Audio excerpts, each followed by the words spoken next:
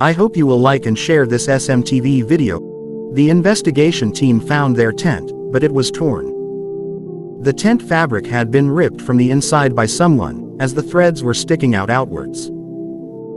It seemed as if the hikers inside had torn the tent in panic and fled out of fear. Some footprints were also seen, marks of shoes and bare feet imprinted in the snow. The hikers' camera and some strange photographs in it were also recovered. But despite the complete criminal investigation, photographs, and daily entries in the register, this case has remained unsolved for the past 65 years. This is the story of the Mountain of the Dead, and this incident is remembered as the Dyatlov Pass incident. Welcome once again to SMTV Videos, viewers. On the morning of January 23, 1959, the 10-member hiking team boarded a train and set off towards Siberia's Ural mountain range. This group consisted of 8 boys and 2 girls, with Igor Dyatlov as their group leader. They carried a register with them in which moment-by-moment updates were being written. During the train journey, group leader Igor Dyatlov made an entry in the register whose translation is, "I am surprised at what new thing awaits us on this journey. Is something new going to happen?" Over the next few days, the group traveled by train, bus, truck, and horse, and finally continued on foot and skis. One hiker's health deteriorated, and he decided to return, while the remaining 9 hikers continued ahead. These are photos from that moment when Yuri was separating from his 9 companions. But who knew that this would be the last time he saw them? The group of 9 continued their journey in the snowy valleys and started documenting every moment with the camera along with the diary. Whatever was written in the found photos and register entries seemed completely normal until then. On February 1st, they reached the bottom of a mountain that the local people call the Mountain of the Dead. They spent the whole day climbing that mountain and finally decided to set up camp a few meters before the summit. These are some of the last pictures taken from their camera, and the last entry in the register at that time, whose translation is, "Hundreds of kilometers away from human settlements, on mountains with strong winds, it is difficult even to imagine such peace." Everything that happened up to this point was found written in their register. But what happened after that, no one knows. This expedition was supposed to take a total of 16 days.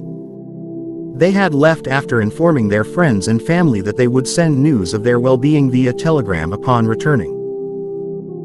Worry increased among relatives and friends because even after 16 days, 15 days had passed, but no news came from group leader Dyatlov or any group member. Finally, a group of volunteers was formed, which on February 26 succeeded in finding the lost hikers' camp on the lower part of the mountain. Looking at this camp, it was not difficult to guess that something terribly wrong had happened here. The tent was covered with a thin layer of snow, and the hikers' belongings inside were in perfect condition. But the tent fabric had been cut from the inside with a knife. It felt as if something disturbing had happened inside the tent, forcing them to tear it and flee. The next day, the search for the hikers began around the area. Right near the opening of the torn tent, some footprints were imprinted in the snow, going downhill.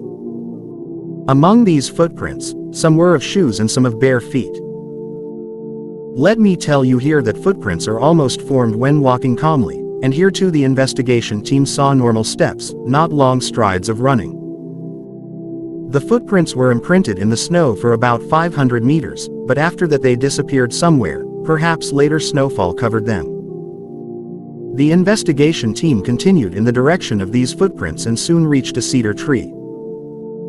Here they found signs of an extinguished bonfire and the frozen dead bodies of Yuri Krivonishenko and Yuri Doroshenko.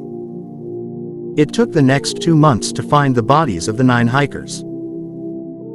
The first 2 hikers were wearing very few clothes, no jackets, no pants, no gloves, no caps, no shoes, nor anything worn to protect from such cold. They were only in light shirts and underwear. According to weather archives, when they died, the temperature here was around -30 degrees Celsius.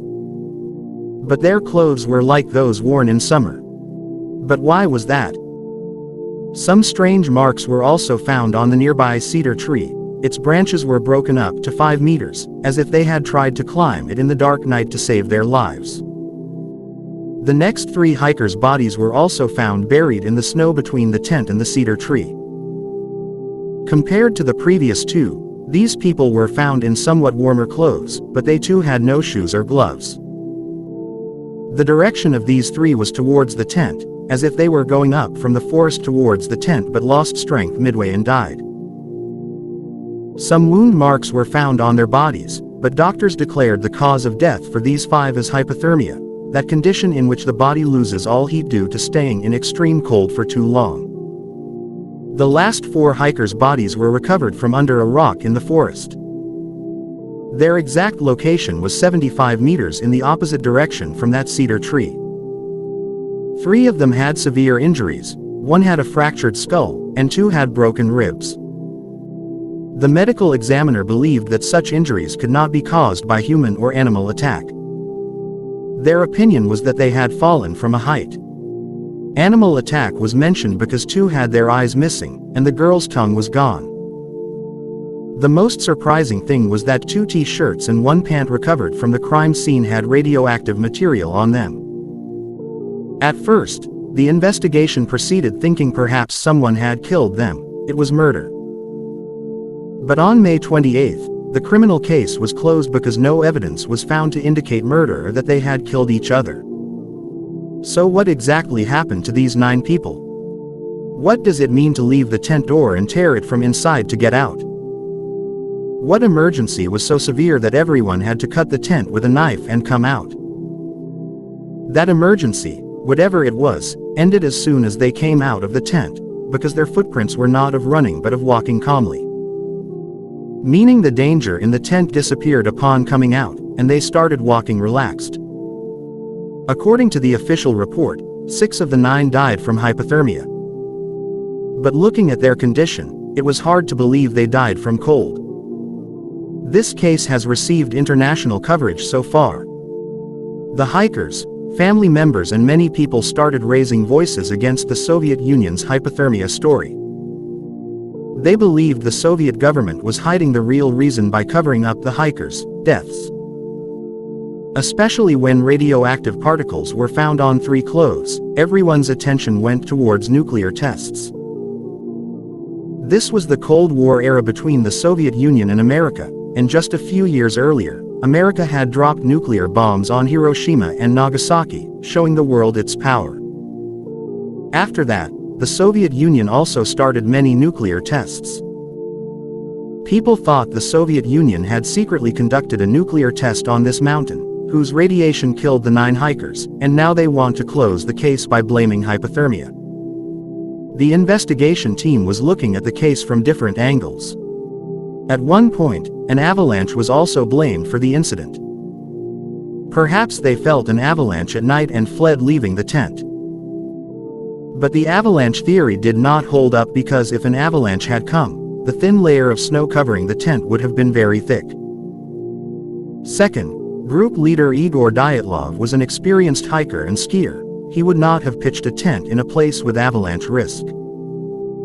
After this incident, more than 100 expeditions took place, but no one noticed conditions here that could cause an avalanche. Yes, dangerous conditions have been experienced on this mountain, but in April and May when snow melts, while these 9 went in February when no such condition existed. This is the last photo taken from one hiker's camera on the same night the incident happened. It seems like a photo of some light, as the camera lens could not focus properly in the dark. Due to this photo, new theories started emerging. Some believed it was an unidentified flying object in the sky or a meteor coming close. If it had crashed, debris should have been found. Why not when bodies were recovered from snow? The real truth of this last photo never came to light. So our main question remains the same. What is the real truth of the Dyatlov Pass incident? Why did they tear the tent from inside? How did some hikers get dangerous injuries? And why were they wearing such thin clothes in such cold, despite being experienced hikers? To know the truth, we turn to that tent, which is actually the first link in the chain.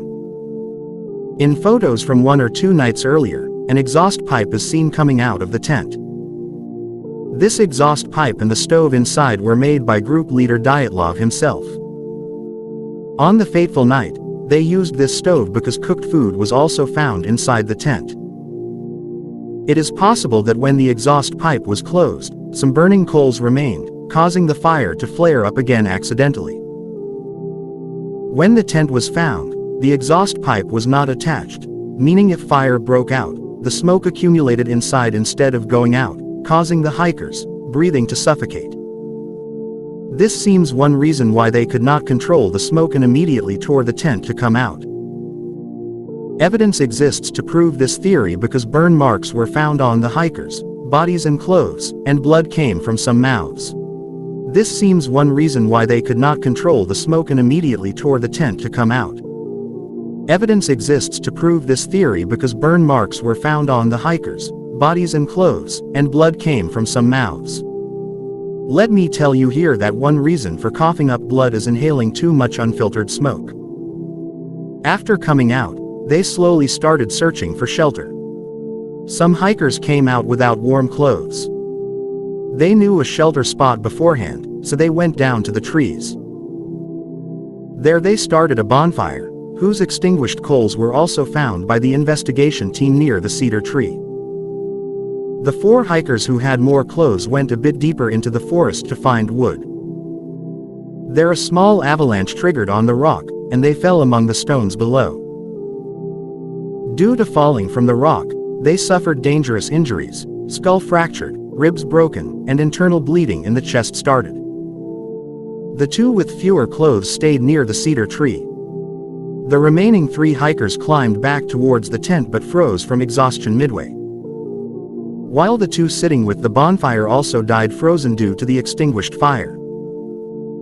As for the radioactive particles, let me tell you that everything has a little radioactivity, but these clothes had more than necessary. One group member, Alexander Kolevatov, worked in a nuclear facility, and Georgy Krivonishenko worked in a top-secret Soviet nuclear production plant. The radioactive clothes found belonged to these 2 hikers, while others had normal quantities of radioactive elements. And the hikers whose body parts were missing, it is possible that when they were injured and fighting for life, wild animals attacked them. 65 years have passed since this incident. Out of the 10-member group, only Yuri Yudin survived, who left the expedition due to bad health. He died a natural death at age 76 on April 27, 2013. I hope you will like and share this SMTV video a lot. Thank you very much for your loving comments. See you in the next amazing video.